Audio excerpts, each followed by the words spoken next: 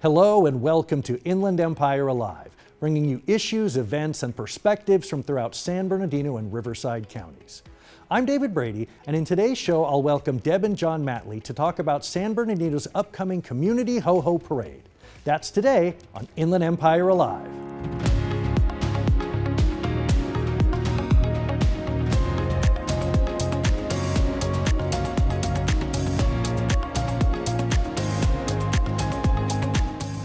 Well, Santa Claus is coming to town, along with classic cars and fun for the entire family. I'm talking, of course, about the Community Ho-Ho Parade, a tradition right here in San Bernardino. And here to tell us all about it are Deb and John Matley. Thank you for being on the program. Thank you for having us. So this is the 12th annual event. It's taking place December 9th, 10th, 11th, and 12th. Give me the basic details and then we'll dig in and talk about some of the specifics. Well, it's a classic car cruise that has characters in it. We have 35 cars each night, and at the beginning location we have a departure party that has hot cocoa and cookies for the kids. They get a visit with Santa, and then at the arrival parties, while the kids are waiting for Santa, they get more hot cocoa and cookies, but we also have a free movie for them to watch, and some of the different party partners have activities for the kids so that, as they're, being filled up on sugar and everything, jumping around, there's something to keep them, busy. Now, this has been a tradition for many years, and I know you've been involved in many years. What does it mean to you that this has become something that has been so embraced by San Bernardino? I think it's important for the community because we bring Santa to the neighborhoods, kids that can't get to the mall to see Santa or, other places. And, there's really a need for that. And, there's just some of the kids that don't even make it to our parties but are able to see Santa come through their neighborhood.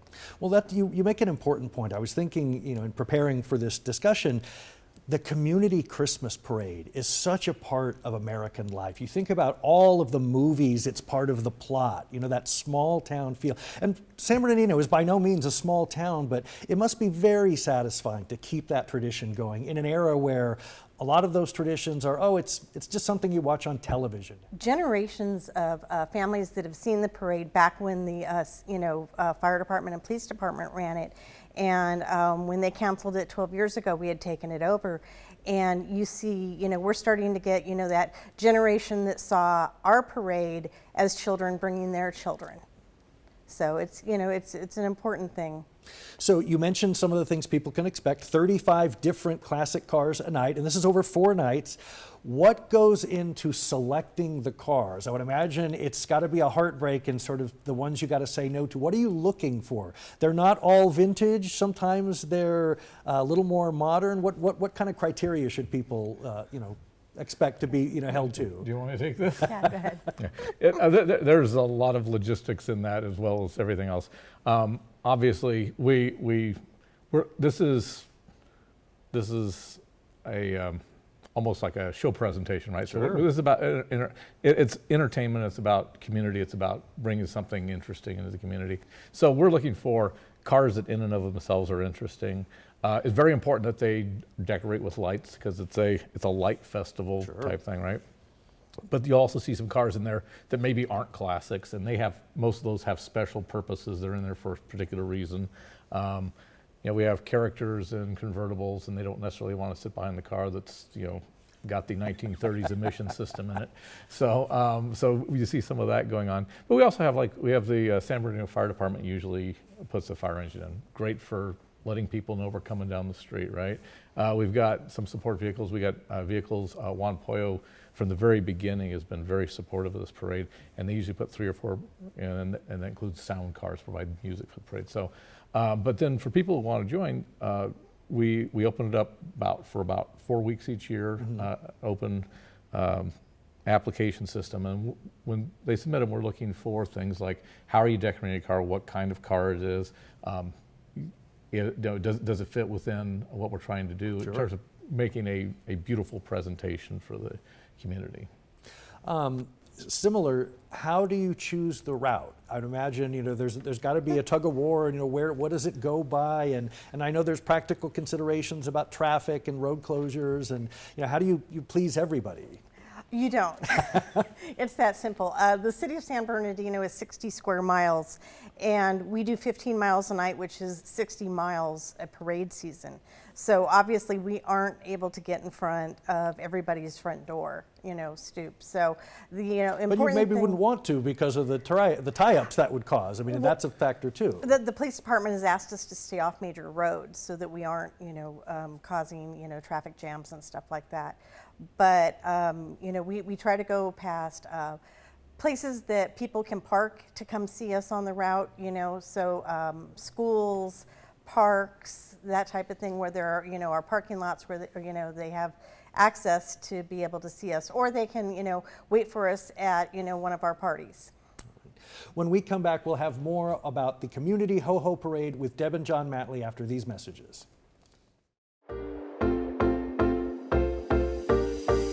The City of San Bernardino has implemented a new low-cost sidewalk vending program in hopes of expanding opportunity for community members to start sidewalk vending safely and lawfully.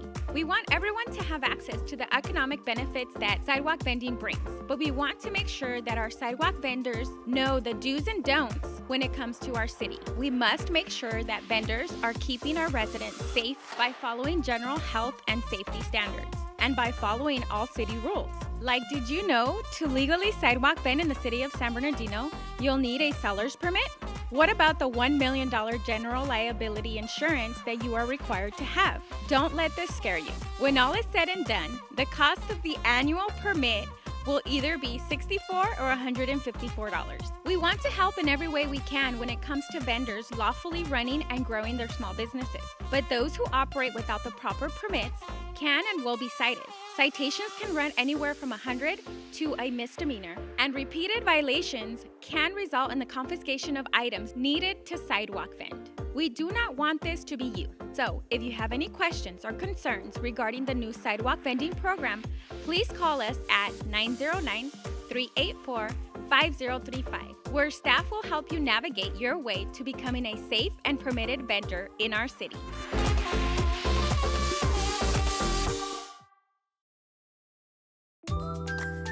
If you'd like to be a guest on Inland Empire Alive, email us at guest@iealive.com.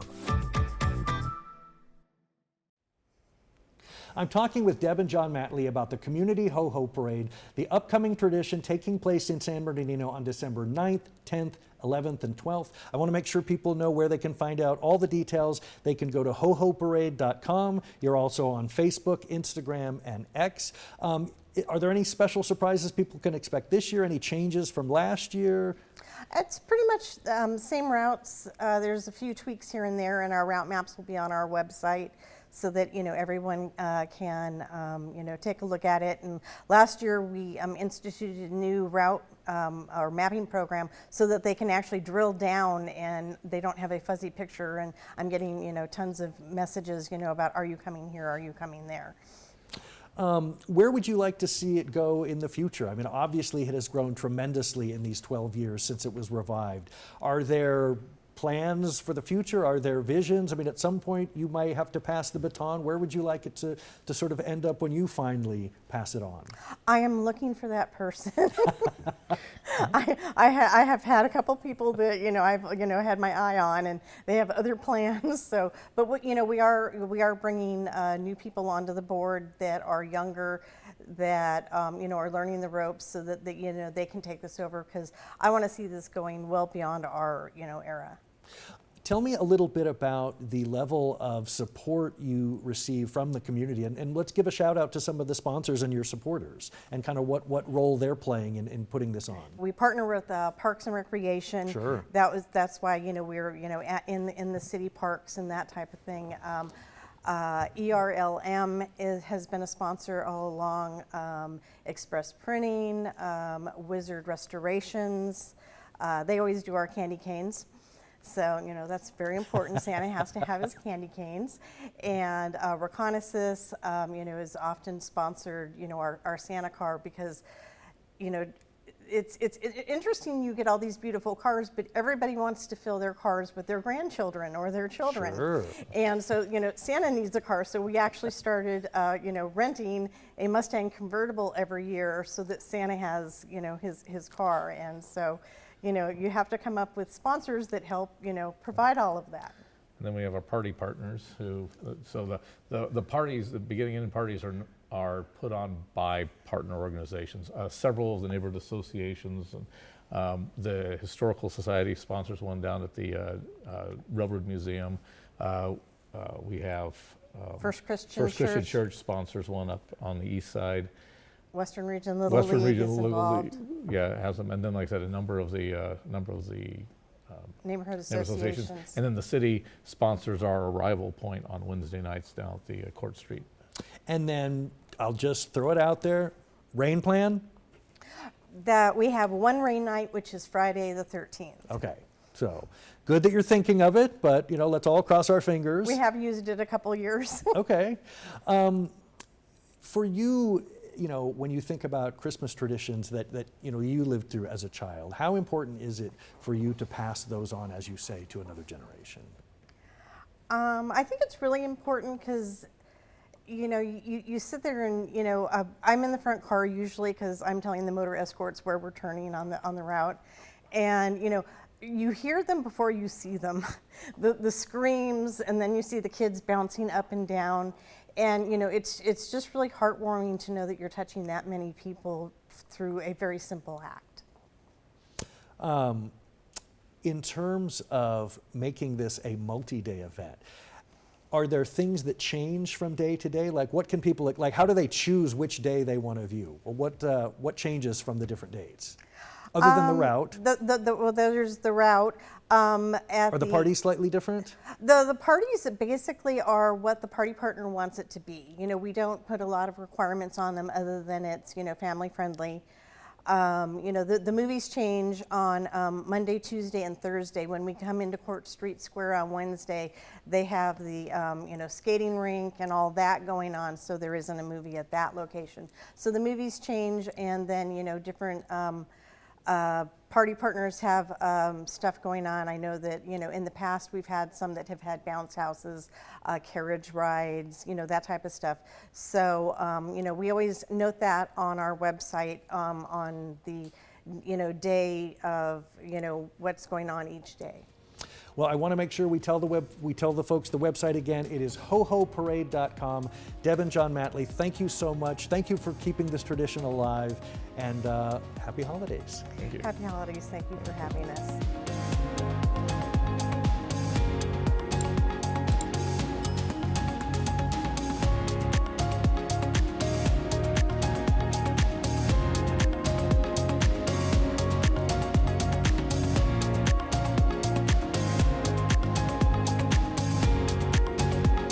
Visit iealive.com.